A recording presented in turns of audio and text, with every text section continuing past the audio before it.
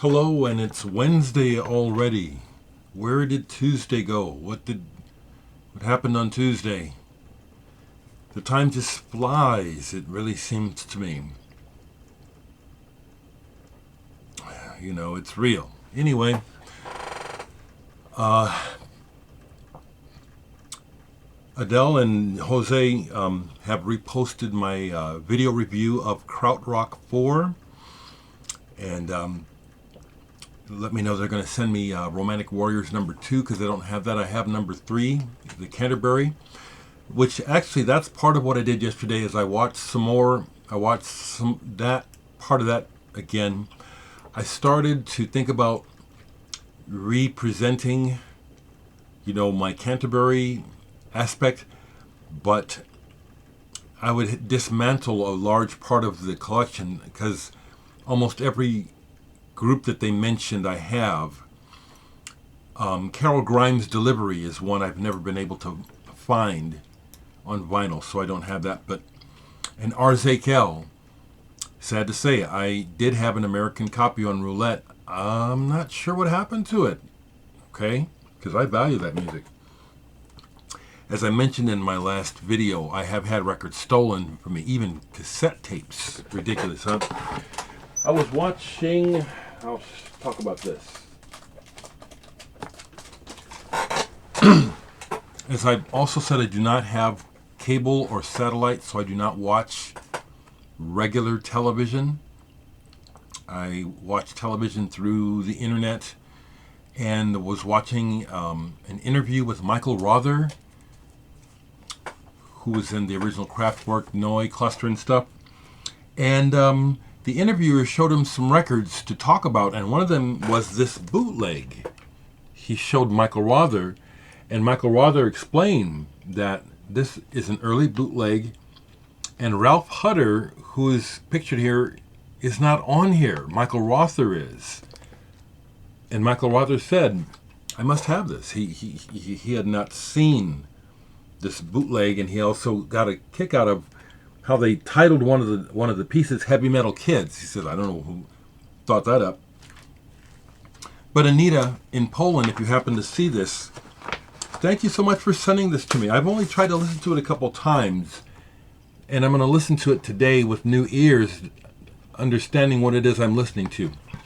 Because when I listened to it the first couple times, I realized it was really early, primitive Kraftwerk, but knowing it's Michael Rother, I couldn't even imagine it as early Kraftwerk. Now I'll know how to listen to it. It's Michael Rother and I believe Florian Schneider.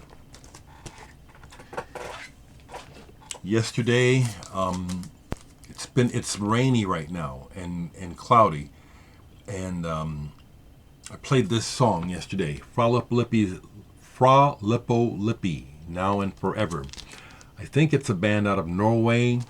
They first came to my attention as a post-punk band that's definitely taking a tip from Joy Division, which I really like.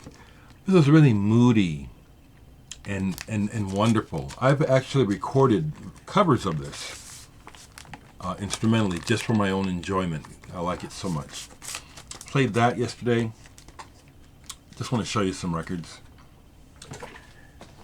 I pulled this. While I was putting away the can, I noticed this, because it was next to it. Camilla Hooks. I have it under C-A-M as opposed to the last name, because that's not her last name. I believe it's the name of the band. This was sent to me for review a while back by the label. And I ended up playing this 3 times. Never focusing on the words. I still don't know what she's talking about, but the atmosphere brought me in. This is kind of moody, kind of dark, and it's a thick... Oh man, I had a comparison for a second while I was listening, and it slipped my mind. Zola Jesus maybe was what I was thinking. Singing from Fixed Rung, Camilla Hooks. I ended up playing the B side of this 3 times because it was like, wow, this is I like where this has me, you know. Atmospherically, this is really, really good. Something else I played the other day, really still enjoying the Strawberry Bricks book most every day. And so while reading that online that day, the recommended record was Emerson, Lake and Palmer's Trilogy. This is what I like about having the collection, is that I like having the records, not having to go online and look it up for streaming. I like owning it and pulling it and showing it. This is fun. And this is an excellent album by Emerson, Lake and Palmer. The opening track, The Endless Enigma Part 1, is one of their best, for my ears, one of their best compositions. Of course, the single From the Beginning, which is another early song that I taught myself on guitar to get myself going. Got to see Emerson, Lake and Palmer way back. I don't even remember when. Sometime in the 70s with the rotating drums, riser and stuff. Love these guys. Those are the records that I can show you because, again, I'm up busy with other things. Going to keep this one fairly short. I'm going to end it by saying it's time for me to try to generate a little more income, because that's how I go. I just generate enough to keep going and pay the bills, and now to pay the taxes on the house every year. I'm not concerned about having rolling in money. It's just, you know, I just know it's such a, the energy surrounding currency is just really, really fucked up on this planet. And people try to tell me it's just me, and I'm saying, no, I don't think so. And so I just really am not drawn to wanting to focus on it, on making money. Because it's the way the world works, it keeps rearing its ugly head. Okay, Dereck, you got to make some money. You got to, so you don't end up on the street. So what I'm saying is, I have tried to formally set up online a way of selling my test pressing collages, and I haven't found a way to do it that's effective. So I'm just going to say that if you're interested in owning, if you would like to purchase one of my test pressing collages for $100, this is just for a short time, and just get a hold of me and we'll do it like this, you know, back and forth through emails. If you're interested in owning any of the collages that I'm going to show, plus a test pressing of your choice of my solo stuff, you know, you look on Bandcamp to see which ones are on vinyl. Dereck 2, 3, Murphy, Flyover. I have test pressings of Indrima. Sonospheres 1 and 2. I do have test pressings of all of those. For a limited time, I'm willing to sell one of those test pressings plus a collage for $100 plus shipping.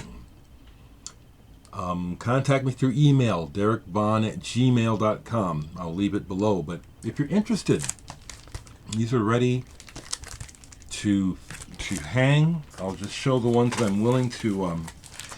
I like these, you know. Even though it's just like taking up space in the house and they're not hanging,